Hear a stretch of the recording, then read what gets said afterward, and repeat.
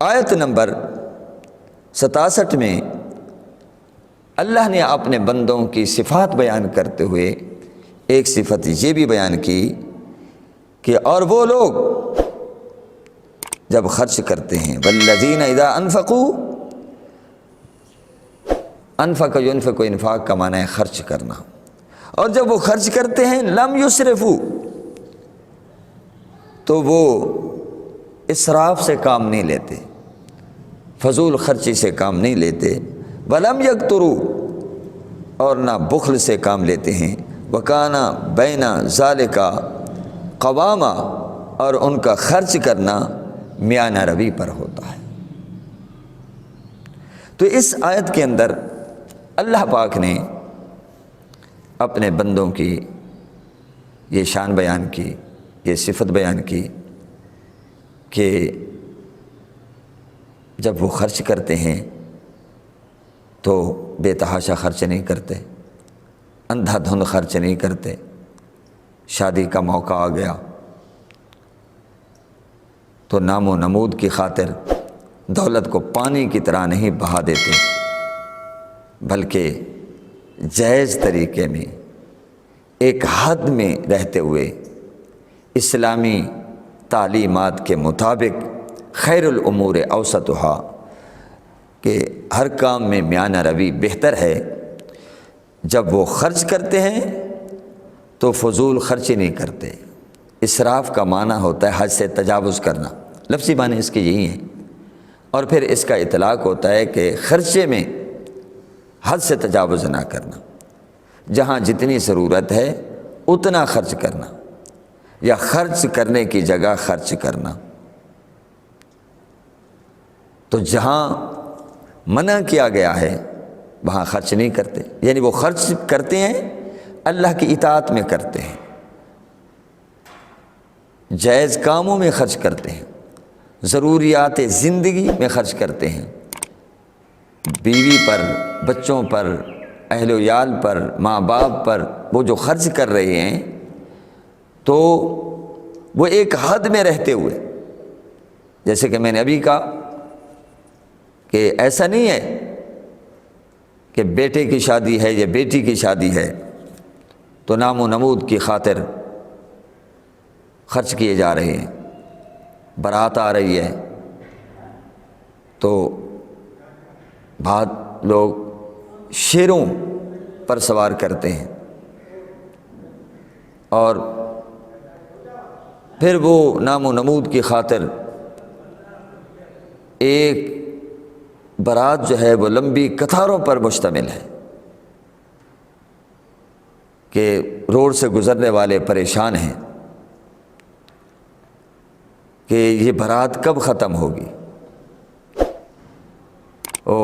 کئی گاڑیاں اور طویل راہ گزرنے والوں کو یا سڑک کراس کرنے والوں کو انتظار کرنا پڑتا ہے۔ بہرکیف فرمایا ان کی شان یہ ہے کہ وہ جب خرچ کرتے ہیں تو فضول خرچی نہیں کرتے، کیونکہ ان المبذرین کانوا اخوان الشیاطین، فرمایا فضول خرچ جو ہیں یہ شیطانوں کے بھائی ہیں۔ اب مہندی کی رسم آ گئی، عورتوں کے نہ جانے کتنے جوڑے بنتے ہیں، اور بہت سی رسومات ہیں جن پر فضول خرچی ہے، نام و نمود کی خاطر بہت کچھ کرتے ہیں۔ بعد رقص و سرود کی محفل سے جاتے ہیں شادی بیاہ کے موقع پر، اور کنجریوں پر بے تحاشا نوٹ نچھاور کرتے ہیں، لاکھوں روپے۔ اگر ان سے کہا جائے یار ایک غریب بچی ہے، اگر آپ تعاون کریں تو اس کے ہاتھ پیلے ہو سکتے ہیں، تھوڑا سا جہیز میں حصہ، تو کہیں گے اچھا پھر آنا۔ اللہ ماشاءاللہ وہ لوگ بھی پڑے جو ایسے کاموں میں خرچ کرتے ہیں۔ تو خیر کے کاموں میں خرچ کرنا تو اسراف ہی نہیں ہے، لا اسراف فی الخیر۔ تو خیر کے کاموں میں خرچ کرنا، اطاعت کے کاموں میں خرچ کرنا، فلاح کے کاموں پر خرچ کرنا، مساجد پر خرچ کرنا۔ لیکن یہ بھی مزے کی بات یہ ہے کہ اسلام کہتا ہے وہاں بھی آپ میانہ روی اختیار کریں۔ ایک دفعہ تو سارے پیسے اٹھا کر کسی کو دے دیں، اور پھر آپ اور آپ کی جو اولاد ہے وہ ہاتھ پھیلاتی پھرے۔ اسلام اس کو بھی پسند نہیں کرتا، اسلام اس کو پسند نہیں کرتا، قطعاً پسند نہیں کرتا کہ آپ ایک دفعہ تو گھر کا سارا اثاثہ اٹھا کر دے دیں۔ سارے سیدنا ابو بکر صدیق نہیں ہیں، وہ توکل کے اعلیٰ مقام پر فائز تھے، اور وہ فنا فی الرسول اور فنا فی اللہ کے مقام پر تھے۔ بس محبوب نے مانگا جو کچھ ہے وہ دے دو، بچا کے نہ رکھو، بچا کے نہ رکھو۔ ویسے بھی آپ بہت بڑے صوفی ہیں، سب سے حضور کی امت میں جو بڑے صوفی ہیں اور صوفیانہ جو جملہ کہا وہ سیدنا ابو بکر صدیق نے کہا۔ جب گھر کا سارا اثاثہ اور مال اٹھا کر لے آئے، میرے آقا کریم نے پوچھا ما ابقیت لأہلک یا ابا بکر، اے ابو بکر گھر والوں کے لیے کیا چھوڑ کے آئے ہو؟ عرض کیا ابقیت لہم اللہ ورسولہ، میں تو گھر والوں کے لیے اللہ اور اس کا رسول چھوڑ کے آیا ہوں۔ پروانے کو چراغ، بلبل کو پھول، بس صدیق کے لیے خدا کا رسول بس۔ تو صوفیاء کرام فرماتے ہیں سب سے پہلا جو صوفیانہ جملہ جس ہستی کی زبان پر آیا وہ سیدنا ابو بکر صدیق ہے، کیونکہ صوفیاء کرام نے قرآن و حدیث کی روشنی میں ایک بہترین قول کیا ہے، مشہور ہے، لا طمع ولا منع ولا جمع، کہ مال و دولت کی زیادہ تمنا نہیں کرنی، اگر کہیں سے مل جائے تو منع نہیں کرنا، قبول کر سکتے ہیں، اگر مل جائے آ جائے تو ولا جمع، جمع نہیں کرنا۔ بہرکیف یہ تو صوفیاء کے مقامات ہیں، آپ جمع کر کے بھی رکھ سکتے ہیں، ضروریات زندگی، گندم ہے آپ رکھ سکتے ہیں، چونکہ پھر گندم مہنگی بھی ہو جاتی ہے، ذخیرہ اندوز کہاں سے کہاں پہنچ جاتے ہیں پیسہ بٹورنے کے لیے، تو اگر آپ نے گندم لے کر رکھ لی بھئی آئندہ گندم تک، تو یہ جائز ہے۔ تو دوستو ارشاد ہو رہا ہے کہ میانہ روی سے کام لیا جائے، صرف خرچ میں نہیں، ہر چیز میں، لباس میں بھی اعتدال ہو، میانہ روی ہو۔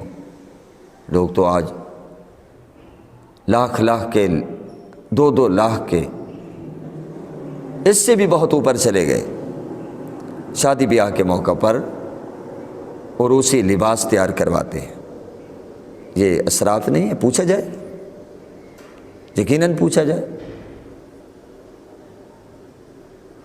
تو اسی طرح عبادت میں بھی اعتدال ہے کہ ایک دفعہ تو آپ 100 رکعتیں شروع کر دیں، پھر 2 رکعتیں پڑھنا بھی مشکل ہو جائے۔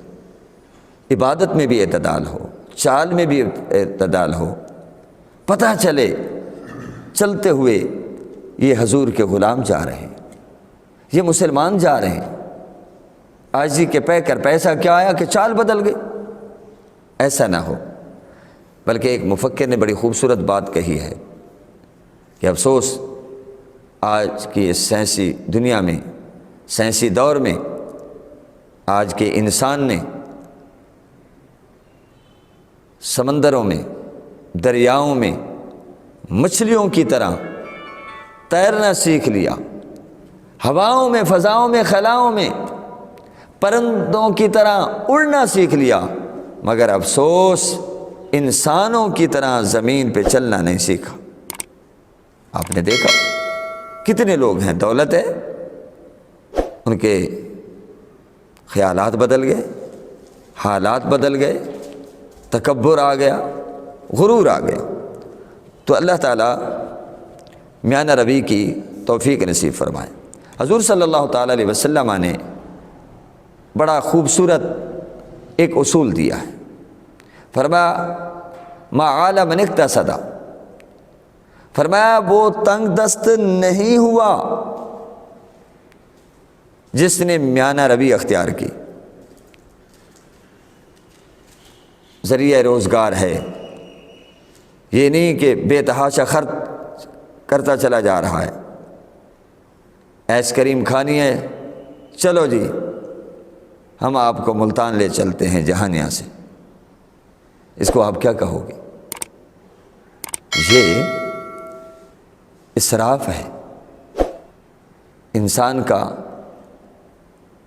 ایک ایسی گاڑی ہے 10-15 لاکھ میں، 20 لاکھ میں گزارا ہو سکتا ہے، لیکن کروڑ کی گاڑی لینا، 2 کروڑ کی گاڑی لینا، یہ کیا ہے؟ یہ اسراف ہے۔ تو اللہ تعالیٰ فضول خرچی سے بچائے۔ یہی جملہ بھی اگر ہمارے ذہنوں میں بیٹھ جائے کہ اللہ نے فرمایا کہ فضول خرچی نہ کرو، کیونکہ فضول خرچ جو ہیں وہ شیطانوں کے بھائی ہیں۔